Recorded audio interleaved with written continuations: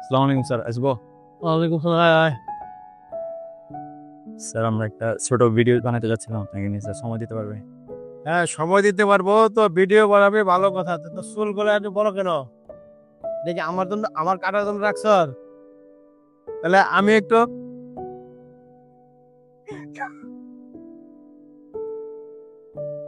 ছাত্রছাত্রীদের গল্পের সাথে জড়িয়ে থাকে একজন গল্পকার।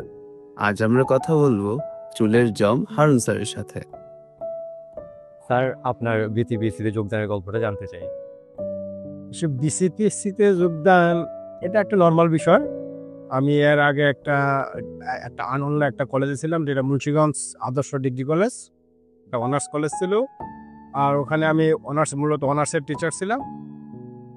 অনার্সের থাকলেও আমি ইন্টারমিডিয়েট অনার্স দুটোতে ক্লাস নিতাম, ডিগ্রি সহ। তো ওইখানে একদিন পেপারে বিজ্ঞাপন দেখলাম। বিজ্ঞাপন দেখে ওখানে আমার এক সহকর্মী ছিল, মালেক স্যার। তো ওনারা বললাম যে চলেন বান্দরবন বেড়াই আসি, একটা বেড়ানোর একটা বিজ্ঞাপন দেখতেছি। এই মূলত বেড়ানোর উদ্দেশ্যেই আসা। তো মালেক স্যার বললো ঠিক আছে, তাহলে আমি ওই ব্যাংক ড্রাফটটা করে দিচ্ছি। মানে মালেক স্যারের ওয়াইফ সোনালী ব্যাংকে চাকরি করতো। তো সেই সূত্রে মানে মালেক স্যার পরের দিন ওনার ওয়াইফের মাধ্যমে একটা ব্যাংক ড্রাফট করে দেয়।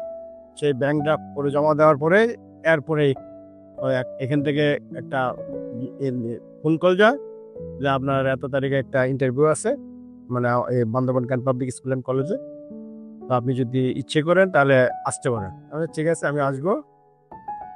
সেই সূত্রে পরের রাত্রেবেলা একটা ওই বান্দরবনের গাড়িতে ঢাকার থেকে উঠলাম, আসলাম বান্দরবন। কিন্তু বান্দরবনে কাউকে চিনি না, আর আমার এর আগে কখনো আসাও হয় নাই। তো আমার এক বান্দরবন বাস স্টেশনে নামার পর আমার এক বন্ধুকে ফোন দিলাম, ওনার বাড়ি হলো নোয়াখালী। উনি বর্তমানে অ্যাসোসিয়েট প্রফেসর, ঢাকা কলেজ। তো ও বললো যে ঠিক আছে, বান্দরবনে আমার এক পরিচিত আছে, আমি একটু ফোন দিয়ে শুনি। তো ফোন দিয়ে শোনার পর যাকে সে ফোন দিছে তার বাল্য বন্ধু, সে চলে গেছে ওনার ভাগ্নির বিয়ে বাড়িতে। তো বললো যে না ঠিক আছে, আমি আরেকটা বিকল্প ব্যবস্থা করে দিচ্ছি। তো সে আরেকজনকে ফোন দেয়, সে আবার আমাদের এখানকারই কর্মচারী ছিল। পরে আমি তার কাছে আসি। আসা হয় না, তার আগে ওই বাস স্ট্যান্ডে নামার পরে ওই বাস একটা একটা ওই রিক্সা নেই বান্দরবন ক্যান্ট পাবলিক স্কুলে আসার জন্য। তখনকার ভাড়া ছিল 50 টাকা। সে 50 টাকা দাবি করছিল, 50 টাকায় তাকে দেওয়া হয়েছে। এই পরে আসলাম। আসার পরে ইন্টারভিউর সময় হাতে ছিল মাত্র আধা ঘন্টা। তো তার ওখানে কাপড় চোপড় চেঞ্জ করে আসলাম পরীক্ষা দিতে। পরীক্ষা শেষ করলাম। তা পরীক্ষাটা তেমন একটা ভালো, নিয়োগ পরীক্ষাটা ভালো হয় নাই, কোনো রকম আনসার করছে। আর আবার যারা আসছিল আমাদের এখানে অন্য প্রতিযোগী, বিশেষ করে ওই খাগড়াছড়ি ক্যান্ট পাবলিকের একজন টিচার আসছিলেন, উনি বলছে ওনার পরীক্ষা নাকি অনেক সুন্দর হয়েছে, অনেক ভালো হয়েছে। তো সেই গল্প শোনার পরে আমি ভাবলাম যে আমার মনে হয় না এখানে চাকরিটা হবে। তারপরে জুমার নামাজ ছিল, জুমার নামাজটা বললাম। ওরা ওই যে কর্মচারী ইউসুফ নবী, ওর বাসায় ও খাওয়ার ব্যবস্থা করলো, খাওয়া দাওয়া করলাম। এরপরে বললাম যে ভাই তাহলে চলে যাব। এখন চলে যাওয়ার জন্য রেডি হয়েছি। আসার পরে দেখলাম যে আমরা একটু ভাইবা বোর্ডের রিটেন পরীক্ষার রেজাল্ট একটু দেখে যাই। ও দেখি যে আমার নামটাই সবার প্রথমে। এরপরে বললাম তাহলে ঠিক আছে ভাইবাটা দিয়ে যাই। ইউসুফ নবীকে আবার বললাম যে ভাই আমার তো এখানে ভাইবাতে নামটা রাখছে, তাহলে আমাকে আবার ভাইবাটা দিতে হবে। বা ঠিক আছে চলে আসেন। আবার রেস্ট নিয়ে বিকেল 3টার থেকে ভাইবা শুরু হলো। প্রথমে ভাইবা আমার সিরিয়ালই ছিল প্রথম। ভাইবাটা দেওয়ার পর পরে স্যার বললো যে আপনি কি আজকে চলে যাবেন না থাকবেন? স্যার ভাইবা শেষ, আমি এখন আবার ঢাকার উদ্দেশ্যে রওনা দিব। তাহলে রেজাল্টটা নিয়ে যাবেন না? আচ্ছা রেজাল্ট তো স্যার পরে দিবেন। ঠিক আছে আপনি একটু অপেক্ষা করেন, আপনার সাথে পরে একটু কথা বলবো। ওই সবার ভাইবা নেওয়া শেষে স্যার আবার আমাকে ডাকলো, বললো যে স্যার আপনি কি চাকরি করবেন? আমি স্যার চাকরি করার জন্যই আসছি স্যার। ঠিক আছে তাহলে আপনাকে আমরা পরে জানাবো। তো আমি যেহেতু মূলত বেড়াইতে আসছি, এখান থেকে পরে আবার আমার ওই সেই বন্ধুর বাসায় চলে গেলাম নোয়াখালী। ওখানে যাওয়ার পরে ওই 2 দিন থাকার পরে এখান থেকে আমাদের কর্নেল, তখনকার প্রিন্সিপাল ছিল lieutenant colonel Rafiq sir. Rafiq sir phone দিল যে আমি কর্নেল রফিক বলছি, তখন বুঝলাম যে মনে হয় বন্ধগণ ক্যাম্প পাবলিক হাউস চাকরিটা হয়েছে।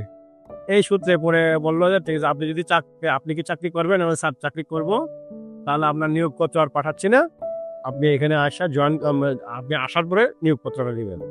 আমি ঠিক আছে স্যার, থ্যাংক ইউ স্যার। এরপরের থেকে তাই পথ চলা। স্যার, আপনার এই অভিযানটা কি সুপার হিরো অ্যাডভেঞ্চারের মতো ছিল, নাকি চা হাতে রিক্সা করে যাওয়ার মতো সহজ? না, সুপার হিরোর মতো ছিল না, নর্মালি স্বাভাবিক একজন মানুষ বেড়াইতে আসলে যেরকম হয় আমারটাও ঠিক সেরকম। আমি বেড়াইতে আসে চাকরিটা পেয়ে গেছি। চুলের সাথে কি আপনার কোনো পুরনো সূত্রটা ছিল? না, চুলের সাথে আমার কোনো শত্রুতা নাই। চুলের সাথে যদি শত্রুতা থাকে তাহলে তো বাইরের যতগুলো মানুষ আছে দেখা মাত্রই আমি তাদের চুল কেটে কাটা, তাদের তো চুল কাটা হচ্ছে না। এখানে যেমন ওই আমাদের এখানে যেন ক্যাম্প পাবলিকের যে বাগানগুলো আছে বা গাছগুলো আছে, গাছগুলো যদি বড় হয়ে যায় তাহলে এদের সৌন্দর্যটা নষ্ট হয়ে যায়। তো মালিগুলাই করে কি সৌন্দর্য ঠিক করার জন্য একটু একটু করে কেটে দেয়। তো আমিও ছাত্রদের তো না, ছাত্রদের যাদের চুল মাথার চুল এলোমেলো থাকে, মাথাটা দেখতে খারাপ দেখা যায়, তাদের মাথাটাকে সুন্দর করার জন্য আমি একটু করে চুলগুলো কেটে দিই। এটাই হলো চুলের সাথে আমার শত্রুতা। এমনি চুলের সাথে আর কোনো শত্রুতা নাই। সবাইকে তো শাসন রাখার পরেও সবাই আপনাকে তো ভালোবাসে কেন? এটা কি হারুন ম্যাজিক? এটা হারুন ম্যাজিক বলা যাবে না, এটা হলো যেহেতু অভিভাবকরা যদি তার সন্তানকে শাসন করে, কোনো সন্তানই তার অভিভাবকের প্রতি রাগ করতে পারে না, যতই শাসন করুক সে তার অভিভাবক। তো আমিও এখানে যেহেতু আমি আমার স্টুডেন্টদেরকে শাসন করি, আমি তাদের অভিভাবক হিসেবে শাসন করি। শাসনটা এমন পর্যায়ে থেকে যে শাসনটা তাদের ভালোবাসার শাসন। এটা শাসন বলতে তাকে অত্যাচারের শাসন নয়, শাসনটা হবে তাকে ভালোবাসার শাসন। ভালোবাসার মাধ্যমে তাকে শাসন করা হয়, সেই শাসনটাকে তারা ভালোবাসা হিসেবেই নিবে। শাসন করা তারই সাথে সোহাগ করে যে। জি। ছাত্রাবাসের দায়িত্বে থাকাকালীন আপনার কোনো স্মরণীয় ঘটনা? স্মরণীয় ঘটনা তো অনেকগুলো আছে, কতগুলা বলবো। স্যার, বেস্টটাই বললেন। বেস্ট হলো ওই 2015 ব্যাচের এক স্টুডেন্ট, ও বলতেছে স্যার আপনি এতগুলো মোবাইল কেমনে উদ্ধার করেন? তো আমি বললাম যে ঠিক আছে, তুই যেহেতু দেখতে চাচ্ছিস আয়, তোর সাথে তোকে নিয়েই যাচ্ছি। তো 404 নাম্বার রুমে ঢোকার পরে, এই আমার পিছনে যে হোস্টেলটা দেখা যাচ্ছে, 404 নাম্বার রুমে ঢোকার পরে তো একটা স্টুডেন্ট ওই কম্বল মুড়ি দিয়ে কথা বলতেছিল। তো আমি কম্বলটা টান দিয়ে বললাম মোবাইলটা দিয়ে দে।